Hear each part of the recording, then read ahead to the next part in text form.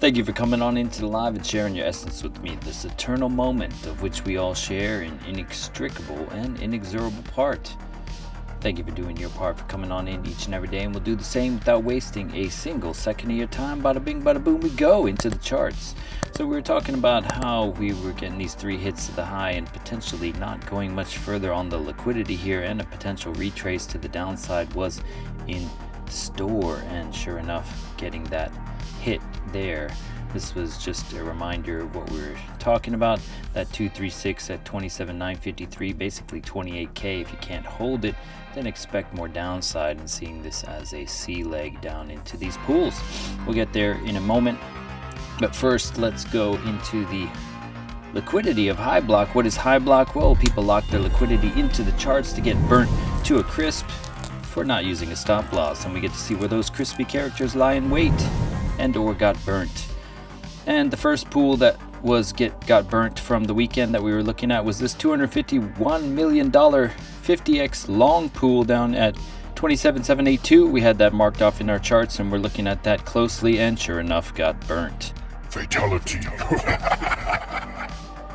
And they came back to those guys alongside their brethren of 100xers at 27,718 and knocked those guys out for the count. Pinged in some shorts and came back to grab some of those 100x short guys, and now we're going sideways, taking out little 100x pools here and there amongst either side, considering going lower. With lower, what do you mean by that? Well, to the tune of $4.5 billion imbalance of long liquidity on this 1 minute time frame. Granted, you forget things as we move forward in time. It's only 7 days of information, so there may be more shorts above. We'll have to expand our vision to take a look at that. But as of this moment, 27,424 has a $98 million pool alongside a $100 million 100x pool at 27,369 that we could be looking at to reclaim. Also, the 25x partner in crime of the $251 million pool is still down there at 27,215 that they could come reclaim as well. We'll mark those off later. We'll leave that up and expand our vision to the external liquidity pools. So we're going to expand to max liquidity and take a look at the 7-day. 7-day imbalance sub 27k. Down here, you got some double digits, $15 billion down in that region. The imbalance to the downside after coming up and grabbing the upside liquidity. So coming down to reclaim some of that imbalance makes the most sense on the 7-day. If you take a look at the monthly, also imbalance starting to get piping hot on the 25k region. 25.3, 25.2 has some double digits, and the entire path below 26k as well. So about $60-70 billion down in that region. Granted, you do have double digits up here in the 29k region, but the dead weight of the longs is likely to win out in terms of pulling it to the downside. If we look at the 3-month time frame, also seeing that imbalance in that sub 23k region. 6-month as well. We're not going to get into the amounts, we do it every day. 167 billion at 24.3, and expanding out to the 2-year time frame is where most notably you see that 261 billion down to 23.6. However, you are starting to develop that $600 billion pool at 33.2. At some point I was thinking they would go grab that, but I was hoping they would likely hit this zone first, but we'll see as time will tell us the case of which pool they're aiming at right now. As of this moment, they're letting these pools survive at 25.8 and below. They're not coming down to them. Are they protected pools as they make their ascent? We'll find out. Let's go into the monthly, or let's go into the Binance chart and take a look at all this madness here. Okay, so larger term time frame potentially coming down into this 618 of this impulse out of here from March and beyond. This is a larger time frame Fibonacci level that we could come down into, of course, and that's definitely over a longer period of time because this is a longer time frame retrace idea. So what were we thinking about? Let's go ahead and throw on the momentum here.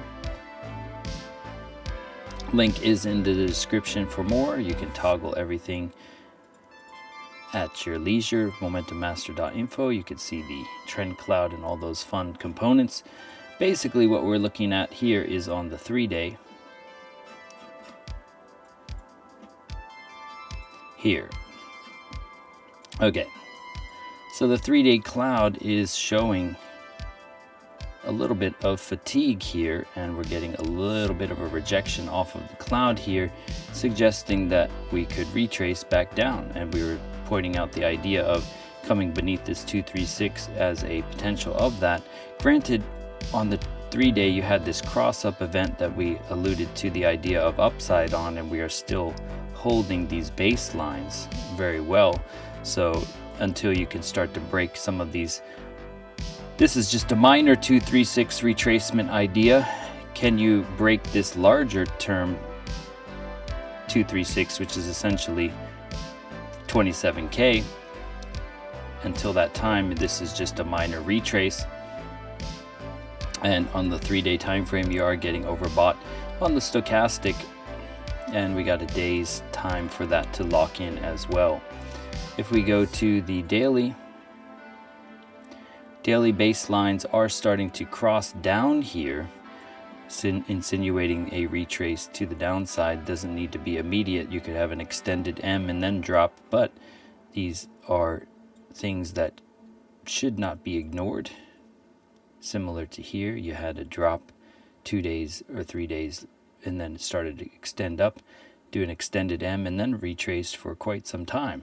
So the baseline cross down events on the daily are something to pay attention to. Granted, we had a fake out one here that ended up crossing back up again. That was due to the 3-day cross up as well. So you had that subtle support of the 3-day. 22-hour also starting to cross down here on the baselines. Cloud is still thick. We already reclaimed this pool, so I can delete this guy. Goodbye.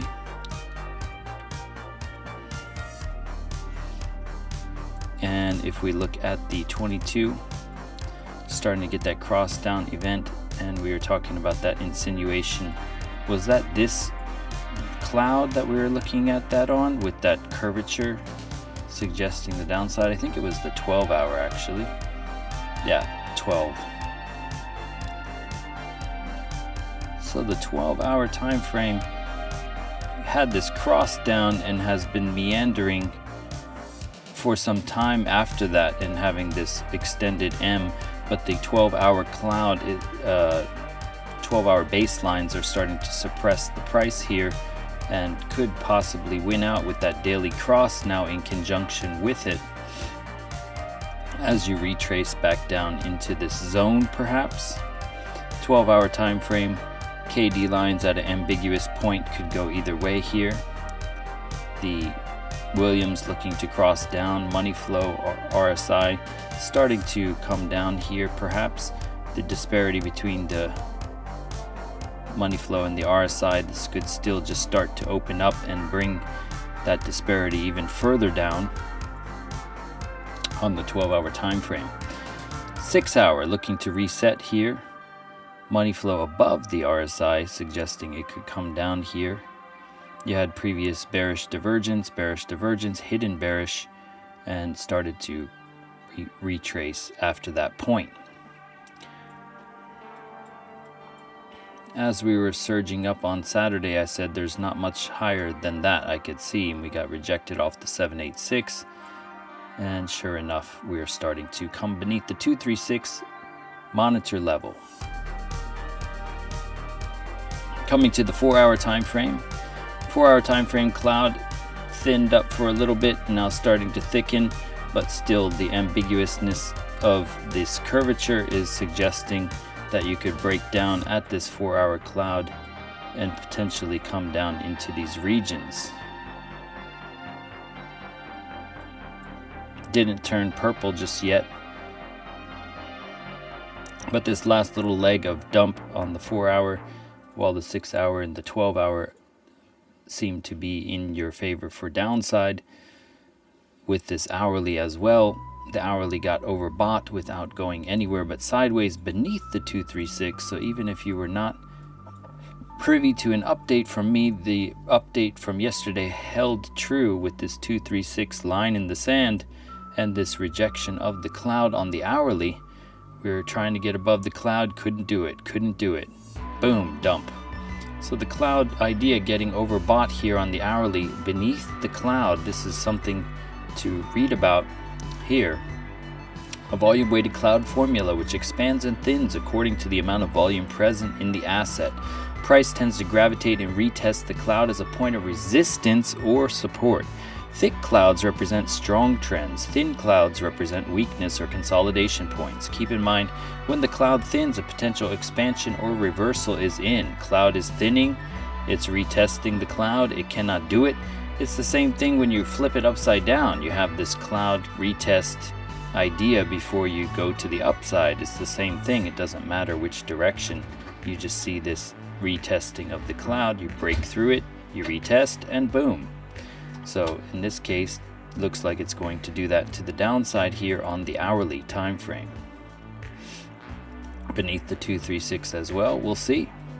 Let's go mark off the liquidity pools down below. We have this guy at 27,200. Basically, the remaining amount of that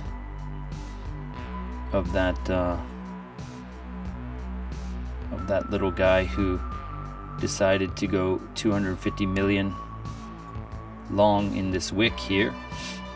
That would take you to the 786 level of this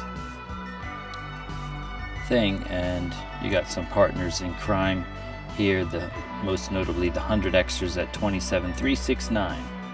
27,369 would take you to here. Oops.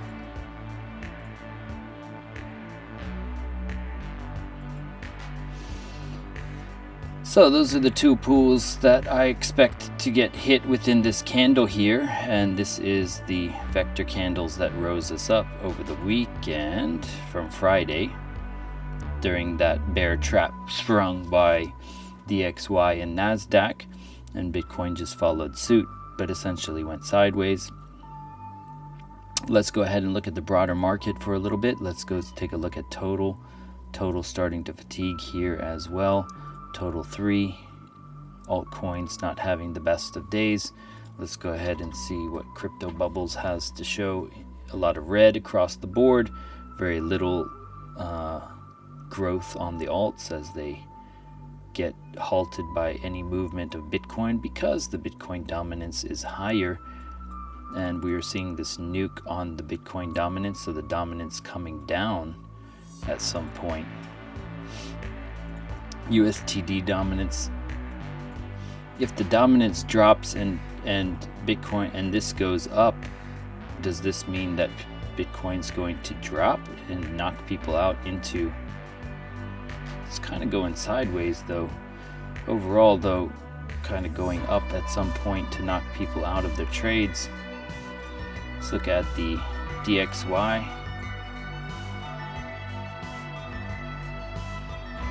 DXY reclaiming into an order block here to potentially come higher, trying to SR flip this daily support level that I marked off, so we could be bouncing off of this to go higher.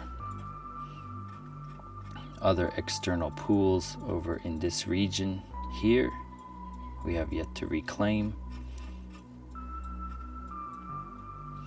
and NASDAQ had a bit of a run yet last Friday off the 786 bounce up here, and now starting to retrace into some of these vectors. Same with BTC retracing into the vectors. Okay, so yeah, false move Monday. We could be coming back to retest to get some order blocks filled and potentially bounce off here. Nothing set in stone. Just make sure you pay yourselves in profit if you had taken this short beneath the 236 level. Could be setting the low for the week and testing the lows for the week, and then from there could go test the highs thereafter. That's what false move Monday is about, testing one side and then applying the other afterwards, hence the false move aspect of it. If you have any questions or things you'd like me to look at while you have me, now's the time. Gold and oil moving up, interesting. Yeah, you were mentioning gold some time ago, so your gold play with the rocket ship.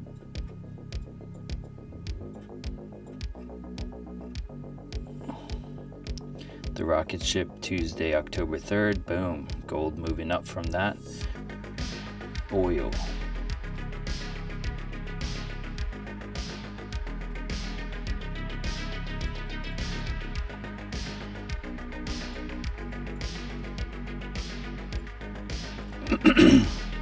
So yeah, that's my story and I'm sticking to it. Basically unchanged since Saturday. Up here we were talking about this idea and just holding true to it. No bullish dreams here, seeing the curvature of this cloud basically giving that insinuation of fatigue. Sometimes look at some strange time frames so that you could see that hidden sauce. The 5 hour here showing that thinning. Got the cross down here. So that's about it, folks. We'll catch you for the NASDAQ and New York Open later on tonight. So thank you for coming on into the live and sharing your essence with me in this eternal moment of which we all share an inextricable and inexorable part. Thank you for doing your part, for coming on in, and we will catch you for NASDAQ futures in about 10 hours time. So, or actually 12.